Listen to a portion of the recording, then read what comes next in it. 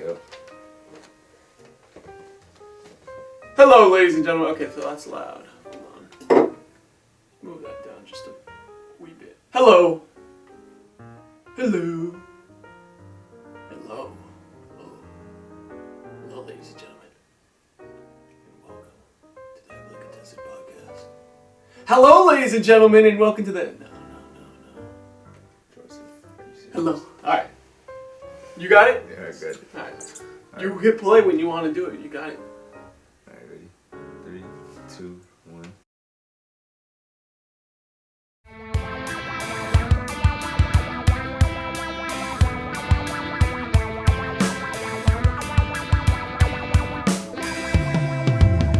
Hello, ladies and gentlemen, and welcome to the Heavily Contested Podcast, the podcast where The Raiders suck. As a Raider fan myself, we're trash. We're pure garbage. Derek Carr is the worst quarterback in the NFL. Kirk Cousins is amazing. Matthew Stafford, he's gonna be better than Tom Brady. Don't even get me started on those sorry whiners. Don't get on my seat, man. I don't like this, man. Oh, I almost broke it. Get on my seat. Yeah, All right. guys, it's been a rough week. It's been a very rough week. Let's do this right. Ladies and gentlemen, I am Alejandro Flores. This is my co-host, Travis Dampierre. As we get ready for the Week 11 of the NFL, kind of getting into the thick of it with the NBA season now, Yeah, as it's the starting to standings kick are off. starting to shape up a little bit here. Let's start with basketball, first of all. And, which question do you have one particular that you want to start with? We have a couple of questions here. Man, first off, we talked about this briefly. Mm-hmm. Kawhi Leonard, he a little injured right now. He's going through some issues, Big time. and they got this player. His name was Pandemic P, Don't say Playoff P, LeBron's son P.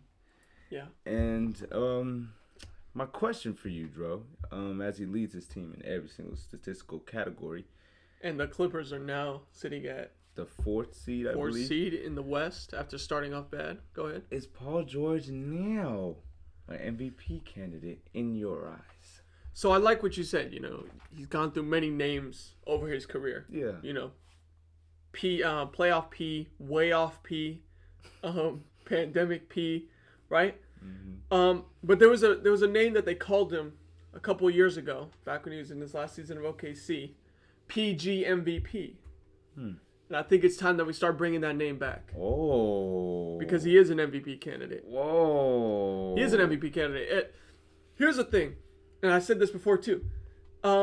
We saw Paul George's game step up when Kawhi Leonard went out, and it's because Paul George has always been a number one guy, scoring option. He is, yeah.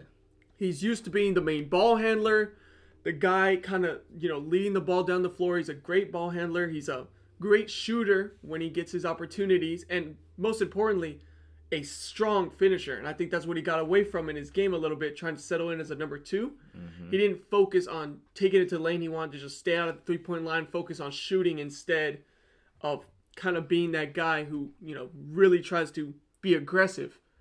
Now that Kawhi Leonard's gone and now that he's the number one option, we're seeing the same Paul George that we saw back in Indiana and in his last few seasons at OKC.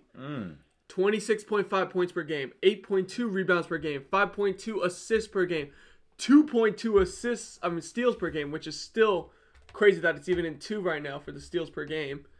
And so he pretty much leads in every single statistic category except blocks, and yet he's only right behind Zubats right there. Now, for me, I really like Paul George. I like the... Do you? It doesn't seem like it. I like the effort that he plays with. I like his play style.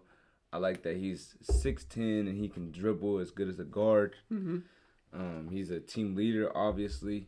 Yep. And he is playing like an MVP candidate. Yes. But he cannot win the MVP award because he's not the best player on his team. Now, this is what I'll say about it. If Kawhi comes back anytime before, close to the end of the season, and the Clippers start even getting higher in the standings, Paul George can't win it. because you got to be the number one player. No, see, okay. But he is playing like an MVP candidate. I don't see. There's only a couple candidates that I see that could be ahead of Paul George right now at this moment, and that is Steph Curry, Jimmy Butler, DeMar DeRozan. Oh, DeMar DeRozan.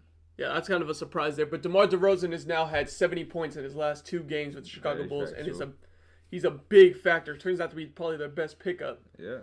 And even then, I think Paul George and DeMar DeRozan are right there for that number 3 spot. Yes, he's an MVP candidate. And even if Kawhi Leonard comes back, if the Clippers are in the top 4 before Kawhi Leonard even comes back, that's right there puts him in the MVP top 3 automatically. Because of the fact that this, without Kawhi Leonard, I mean, look at the rest of the roster. I'm a big advocate of Reggie Jackson, right? And he's the second best scorer on the team. But after that, who's it get to? Eric Bledsoe? Terrence Mann. He was nice in the playoffs for like 2 games. I mean, Terrence Mann right now is averaging 10.1 points per game. Yeah, he's nothing now. And not nothing, but he's not what we thought he was going to turn into. He's not. So far, he hasn't turned into that guy that we saw in the playoffs. Nicholas Batum, he's done his thing defensively now, but offensively, he's still not a true weapon. Luke Kennard is quite literally just a system player, a shooter, a pure shooter. That's all he's set up to be. That's about it. Zubats has his moments, but Zubats is a better defender. But man, he could be really inconsistent offensively. Yeah. So this is like a full top to bottom Clippers team that's like, even without Kawhi Leonard, you think they're no. It's Paul George who's really the main piece. Carrying the squad, carrying the squad. Back. Yeah, and the reason why I said that the Clippers are going to win the championship this year, I said that because I think the Clippers without Kawhi are going to each individually improve, and then once they add Kawhi Leonard in, with them kind of already getting used to life without him, it's just going to be assistance. Right now, I'm not seeing that from this whole Clippers team. The only person I'm seeing that from is Paul George. So you still think they're going to win the championship? I do. I do think when they have Kawhi Leonard fully back and healthy, and the way Paul George is playing right now, if they keep playing at this level, I do think they will. Because I think people are underrating how big of an impact. You're as a Warriors fan, you would pick the Clippers over the Warriors right now. Not right now. When they get Kawhi Leonard, yes. Okay. I would pick the Warriors. But that being said, I'm getting a little off topic there. Either way, I do think Paul George is an MVP candidate. Wow. I think people should start looking at him right there, right at the top, especially with just the impact that he's having on the team, and statistically, it's backed up.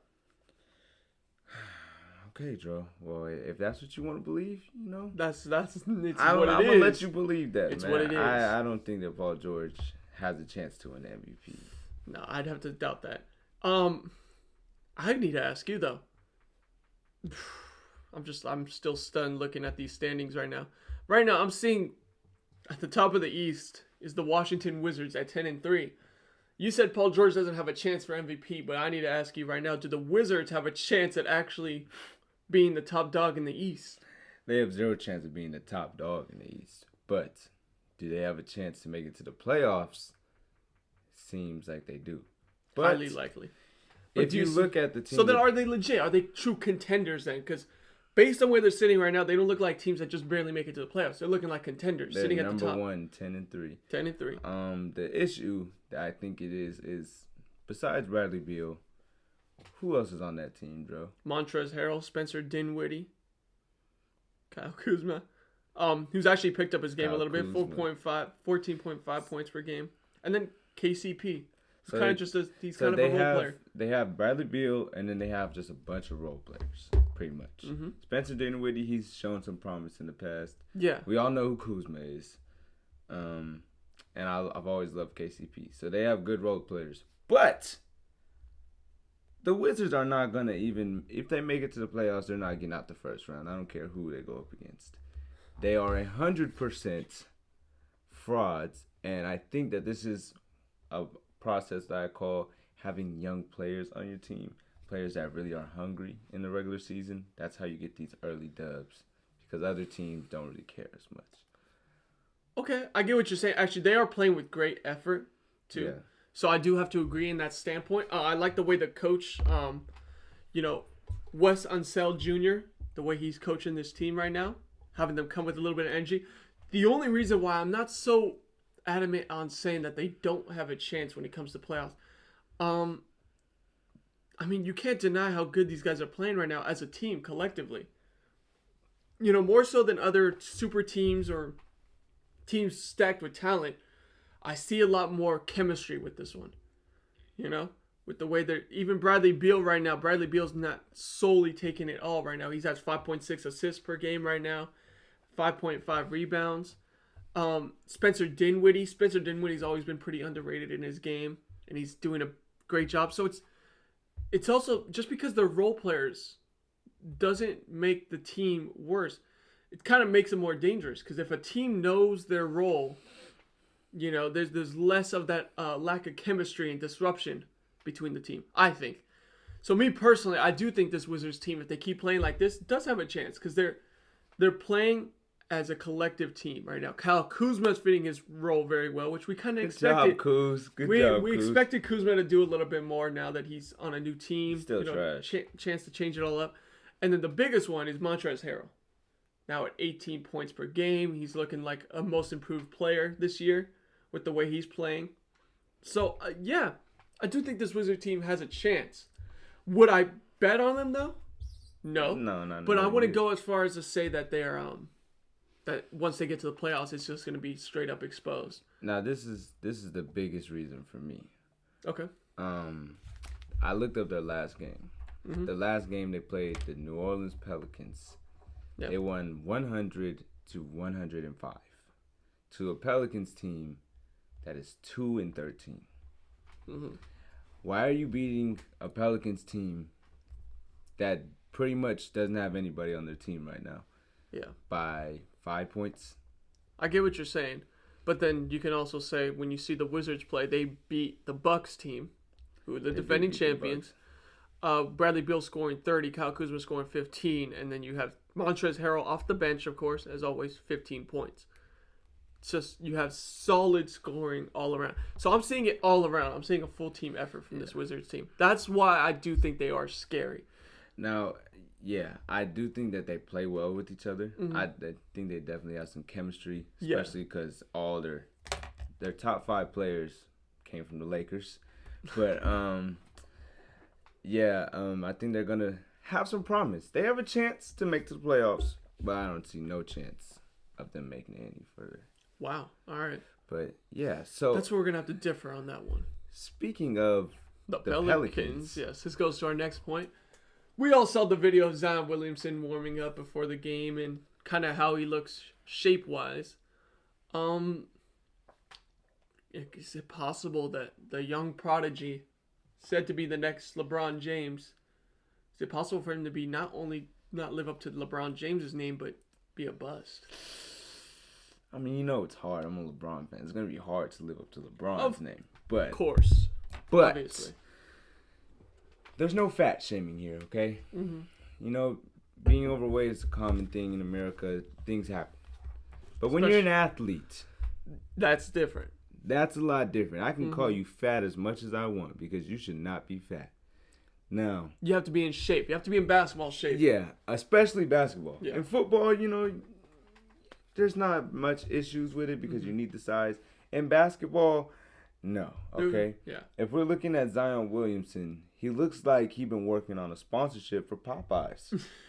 That Louisiana chicken, man. And I don't know what's going on with him. I don't know if he's going through some mental issues or what it is. Well, I know the one thing I'm going to say is I know he's been injured a lot.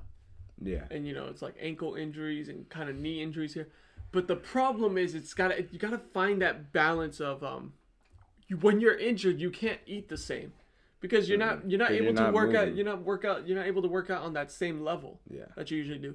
And the thing is too is he's got to take it a little more seriously in the sense that you don't play basketball to get in shape, especially in this time. When you're at this level now, you don't play basketball to get in shape like many other people would do at the park. No. You get in shape to play basketball. Yeah. That's how you have to think of it. Around. You have to flip that around, and you have to really think this is your job right now.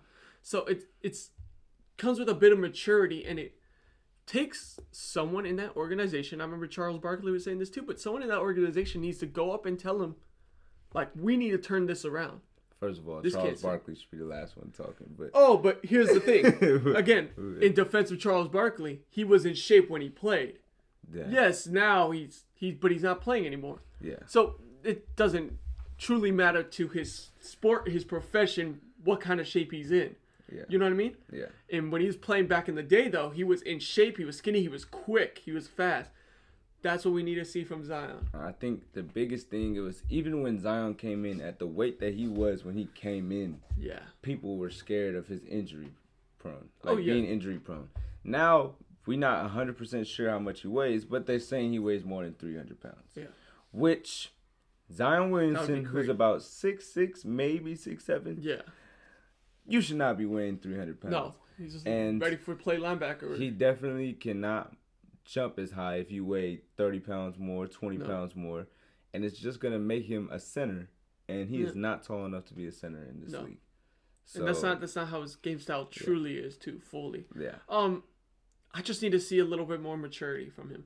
And again, I do think the pressure that was put on Zion was way overhyped in my personal opinion. Yeah. To be on LeBron James's level, I thought even John Morant had much more of an argument to be one of the best players coming in that class than Zion. Yes, the expectations were high and rightfully so, but it shouldn't have been at that level. Still, Zion Williamson has to do his part. Get on the treadmill, man. He has to do his part, man. You have to put the team first, especially when you put as a first overall pick, and with the hype that is, the team will naturally look at you and look up to you. So you got to carry yourself a certain way. Yeah. So we need to see that from Zion, or we might be seeing him start his career somewhere else. You never know. Who knows how that goes? And maybe this is the James Harden situation.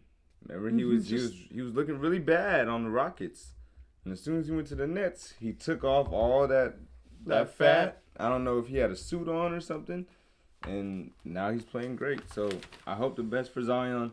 Hopefully he gets in shape and he makes some big plays and a big splash. Yeah, hopefully when he returns from injury. But he doesn't look like he's ready to play right now off an injury, not at all. which is very concerning.